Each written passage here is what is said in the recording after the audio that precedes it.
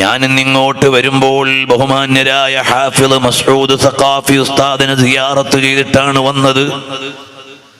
44 വയസ്സുവരെയല്ലേ ജീവിച്ചുള്ളൂ. പക്ഷേ ആയിരക്കണക്കിന് പതിനായിരക്കണക്കിന് ആളുകളുടെ ഹൃദയത്തിൽ ഇടം നേടിയില്ലേ?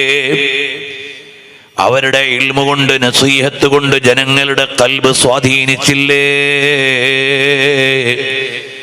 ഖുർആൻ മനഃപ്പാഠമാക്കിയ ഹാഫിളാണ്. നിരന്തരമായി പാരായണം ചെയ്തുകൊണ്ടിരുന്നവരാണ്. പ്രവാസ ലോകത്തു ചെല്ലുമ്പോൾ ഇവിടെ മസ്ഊദ് സഖാഫി അവർകൾ ഒരാഴ്ചയുണ്ടായിരുന്നു.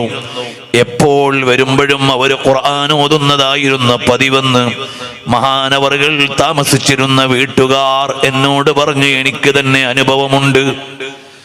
അങ്ങനെ ഖുർആൻ കൊണ്ട് ജോലിയായി, ഇൽമു കൊണ്ട് ജോലിയായപ്പോൾ ഒരു ചെറുപ്പക്കാരൻ മരണപ്പെട്ടപ്പോ എത്ര ആളുകളുടെ ഹൃദയമാണ് സ്വാധീനിച്ചു പോയത്, എത്രയാളുടെ ഖൽബിലാണ് ഇടം നേടിപ്പോയത്.